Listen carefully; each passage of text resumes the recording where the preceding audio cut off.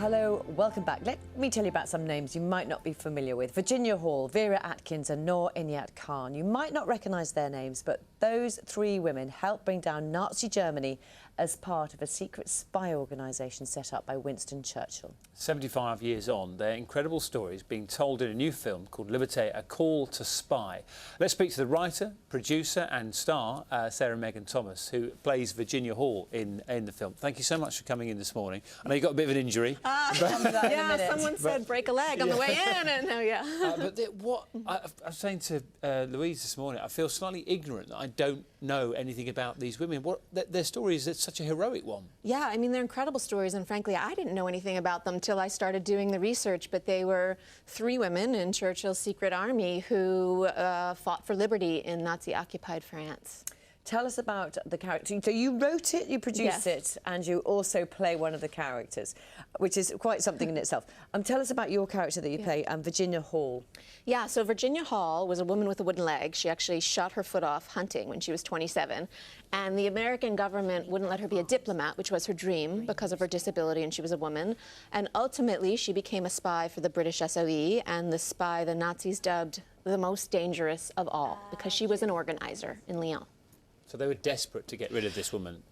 Yes, they were desperate. And actually, the SOE was desperate for women. It was an experiment. They sent in women because they thought they would be more inconspicuous, and they had a 50-50 chance of survival. And that's what they were told, and they were told that. And, I mean, these women are so inspiring. They went in knowing they may not come home, but they believed in the cause so much and wanted to do something active. Tell us about Liberté. The title was one of their last words of one of them. Yeah, so Noor Inayat Khan, who's played by the amazing Radhika Apte, was the first female wireless operator in France, and she unfortunately was murdered, and her last words before she was killed were reportedly Liberté, which is what these women were fighting for, freedom for everybody. And what about Vera Atkins? Vera Atkins is a wonderful character played by Stana Katic, if there are any Castle fans out there, and she was really There she is. So she was the spy mistress, the woman in charge with recruiting female spies.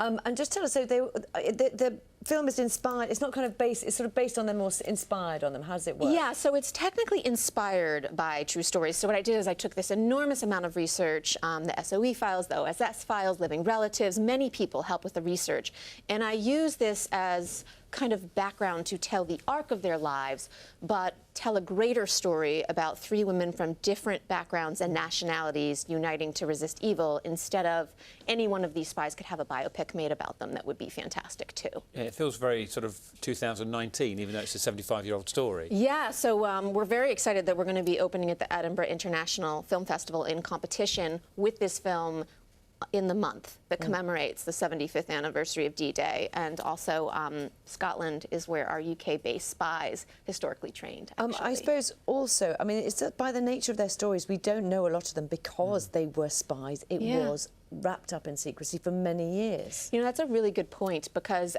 it was wrapped up in secrecy, and also there was a culture of not talking about it after the war.